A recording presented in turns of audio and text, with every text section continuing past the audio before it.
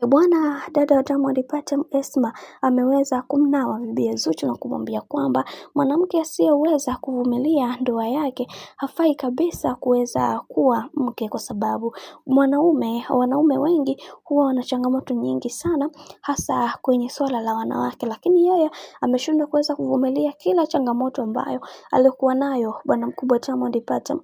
Kwa hiki ambacho alichoweza kukifanya, kiukweli mimi nampa pole, kwa sababu weza wake amewapa nafasi kubwa ya watu wengine kuweza kuingia na bwana mkubwa Diamond Platnumz kwenye mahusiano. Hivyo kwa hiki kinachoendelea sasa, kwa upande wangu namuonea pole. Ni vyema angeweza kukaza tu na kuendelea na mume wake. Sasa yeye kaona ni vyema kafanya maamuzi hayo ambayo aliyoamua kuweza kuyafanya.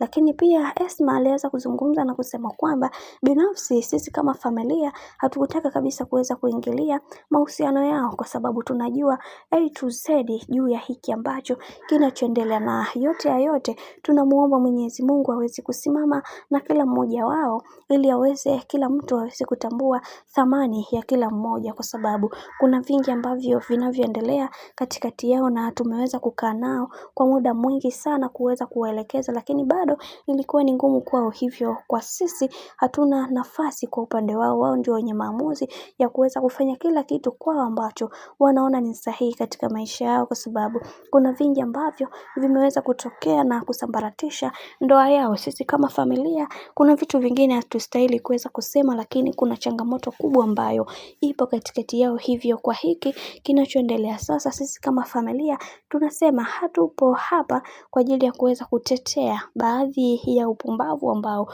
wamekuwa wakiufanya, lakini kingine Zuchu bado akili yake haijakuwa. Hivyo akikuwa atatambua thamani ya mwanaume, ndipo ambapo atakapoweza kuchelewa sana.